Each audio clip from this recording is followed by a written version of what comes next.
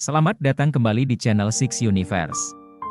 Pada video kali ini kita akan membahas tentang kisah Raja Zulkarnain dalam perjalanan menguasai timur dan barat hingga membuat dinding besar penghalang Yajuj Majuj. Sebelum kisahnya dimulai ada kala baiknya Anda subscribe terlebih dahulu. Karena dengan subscribe, Anda telah mendukung saya dalam menyebarkan kisah-kisah Islami. Raja Zulkarnain adalah raja muslim yang sangat berkuasa namun juga saleh. Daerah taklukannya membentang dari bumi bagian barat sampai timur. Ia mendapat julukan Iskandar Zulkarnain. Zul, artinya memiliki, Karnain, artinya dua tanduk. Maksudnya, Iskandar yang memiliki kekuasaan antara timur dan barat. Dia juga telah membangun dinding besar berteknologi tinggi untuk ukuran saat itu, di antara dua gunung. Para ahli sejarah meyakini, dinding tersebut terbuat dari besi yang dicampur dengan tembaga itu terletak tepat di pegunungan Kaukasus. Daerah itu kini disebut Georgia, negara pecahan Uni Soviet. Secara topografis, deretan pegunungan Kaukasus itu memang terlihat memanjang dari Laut Hitam sampai ke Laut Kaspia sepanjang 1.200 km tanpa celah. Kecuali pada bagian kecil sempit yang disebut celah Darial sepanjang 100 meter kurang lebih. Pada bagian celah itulah Zulkarnain membangun tembok penghalang dari Yajuj dan Majuj. Kisah ketokohan Iskandar Zulkarnain ini juga tertulis dalam catatan sejarah orang-orang barat. Dalam catatan tersebut diceritakan bagaimana ia berjaya meluaskan daerah taklukannya dalam masa yang sangat singkat. Oleh karena kejayaannya ini, ia diberi gelar Alexander the Great, Alexander yang Agung. Belakangan cerita ini diadaptasi ke film layar lebar oleh sutradara Amerika Serikat, Oliver Stone, dengan judul Alexander the Great. Namun cerita dari orang-orang barat tersebut sangat bertentangan dengan yang disebutkan dalam Al-Quran. Para mufasir menyatakan, Alexander the Great adalah orang yang berbeda dengan tokoh yang ditulis dalam Al-Quran, yakni Iskandar Zulkarnain. Alexander the Great itu dalam sejarahnya tidak diberitakan pernah membangun sebuah dinding besar berteknologi tinggi untuk ukuran saat itu, yang terbuat dari besi dicampur tembaga. Bahkan, ia adalah seorang musyrik. Sejarah tidak mencatatnya sebagai seorang raja muslim yang taat kepada agama tauhid. Sejarawan muslim yang juga ahli tafsir, Ibnu Katsir, dalam kitabnya Al-Bidayah wan Nihayah menjelaskan, meski punya nama yang sama dan plot cerita yang sama, yaitu kekuasaannya membentang dari barat sampai ke timur, keduanya adalah sosok yang berbeda. Antara mereka terbentang jarak dan waktu sampai 2000 tahun. Hanya mereka yang tidak mengerti sejarah yang bisa terkecoh oleh identitas kedua orang itu, katanya. Ibnu Katsir lebih jauh menjelaskan, Zulkarnain adalah nama gelar atau julukan seorang panglima penakluk sekaligus raja saleh. Karena kesalehannya ia selalu mengajak manusia untuk menyembah Allah. Namun mereka ingkar, malah memukul tanduknya Karnun, yaitu rambut kepala yang diikat sebelah kanan, hingga ia mati. Lalu Allah menghidupkannya kembali, dan ia pun kembali berdakwah. Tetapi sekali lagi tanduknya yang kiri dipukul, sehingga ia mati lagi. Allah Subhanahu wa Ta'ala menghidupkannya kembali dan menjulukinya Zulkarnain, pemilik dua tanduk, serta memberinya kekuasaan. Cerita yang sama juga dijumpai dalam kitab Jami al-Bayan fi Tafsir Al-Quran, karangan Syekh Al-Aiji Asy-Syafi'i. Dalam kitab tersebut disebutkan, Zulkarnain adalah seorang hamba yang taat kepada Allah dan mengajak kaumnya menyembah Allah. Lalu mereka memukul tanduknya yang kanan hingga mati. Kemudian Allah menghidupkannya lagi, dan dia kembali mengajak kaumnya mengesahkan Allah. Tetapi mereka malah memukul tanduknya yang kiri hingga mati lagi. Lalu Allah menghidupkannya lagi dan menganugerahinya kekuasaan yang tak tertandingi. Oleh karena itu ia dijuluki Zulkarnain. Di samping kedua kitab tersebut, mufasir Muslim Ibnu Jarir At-Tabari juga mengisahkannya dalam kitab Tafsir At-Tabari. Dikatakan, Iskandar Zulkarnain adalah seorang laki-laki yang berasal dari Romawi, ia anak tunggal seorang yang paling miskin di antara penduduk kota. Namun dalam pergaulan sehari-hari, ia hidup dalam lingkungan kerajaan, bergaul dengan para perwira dan berkawan dengan wanita-wanita yang baik dan berbudi serta berakhlak mulia. Imam Al-Qurtubi dalam kitab tafsir Al-Qur'annya yang populer, Tafsir Al-Qurtubi, menceritakan, sejak masih kecil dan masa pertumbuhannya Iskandar berakhlak mulia. Melakukan hal-hal yang baik sehingga terangkat nama baiknya. Ia juga menjadi mulia di kalangan kaumnya, sehingga Allah berkenan memberinya kewibawaan. Zulkarnain pada usia remaja.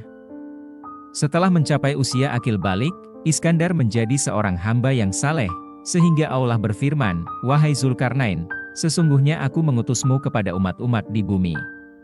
Mereka adalah umat yang berbeda-beda bahasanya dan mereka adalah umat yang berada di segala penjuru bumi. Mereka terbagi dalam beberapa golongan."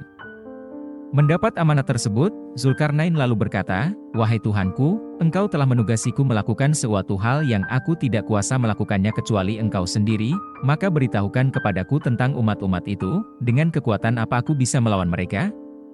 Dengan kesabaran apa aku bisa menahan mereka? Dan dengan bahasa apa aku harus bicara dengan mereka? Bagaimana pula aku bisa memahami bahasa mereka sedangkan aku tidak mempunyai kemampuan?" Kemudian Allah Subhanahu wa Ta'ala berfirman, "Aku membebanimu sesuatu yang kamu mampu melakukannya, aku akan melapangkan pendengaran dan dadamu hingga kamu bisa mendengar dan memperhatikan segala sesuatu.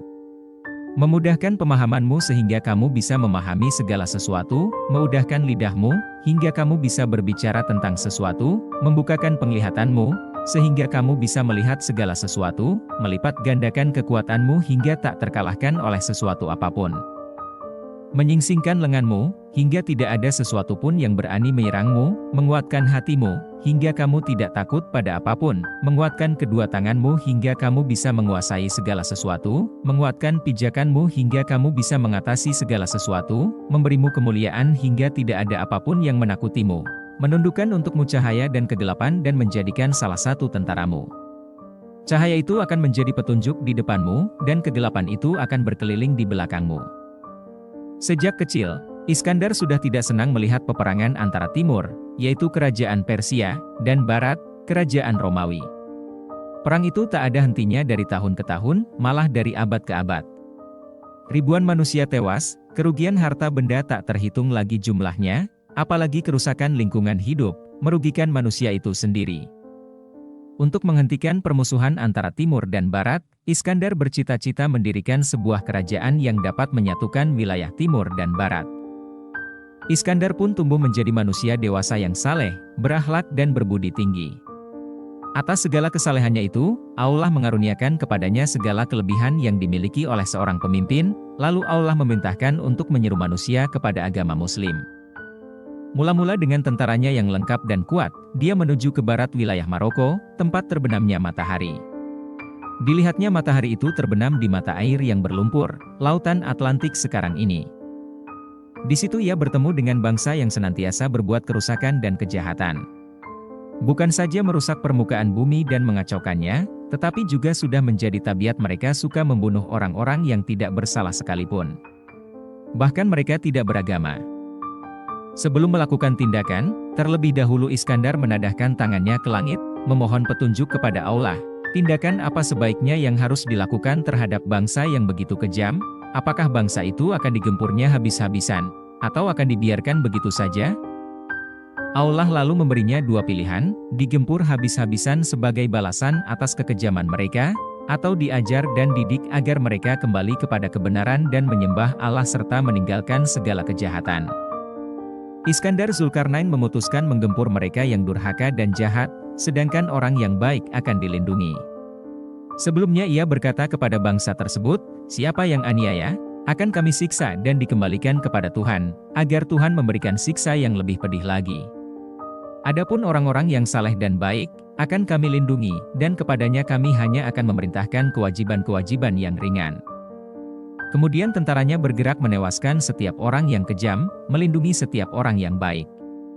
Akhirnya negeri itu dapat diamankan dan ditentramkan serta diatur sebaik-sebaiknya, penuh dengan kehidupan bahagia dan makmur.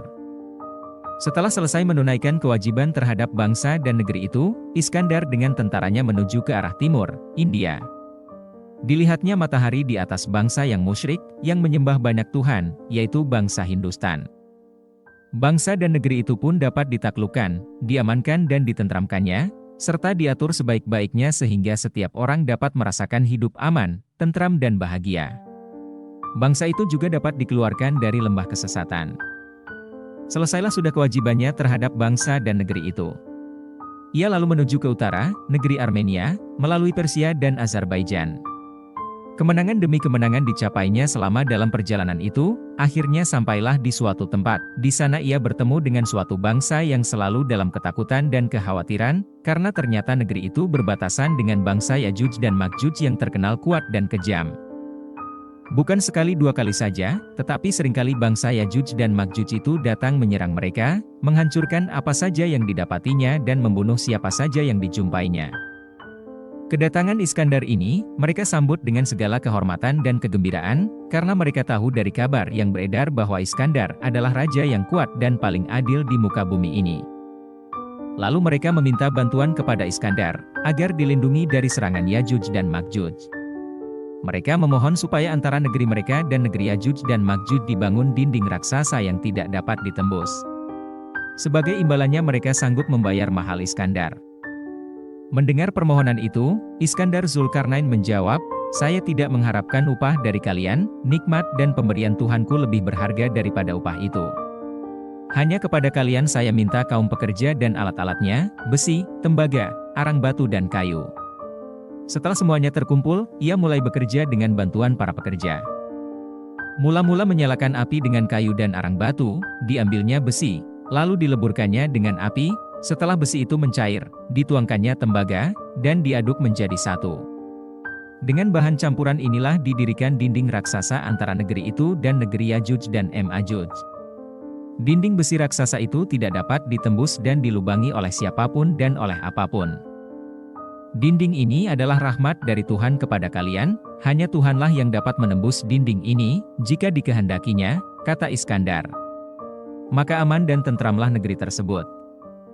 Iskandar Zulkarnain dapat menaklukkan negeri-negeri yang terbentang antara timur dan barat.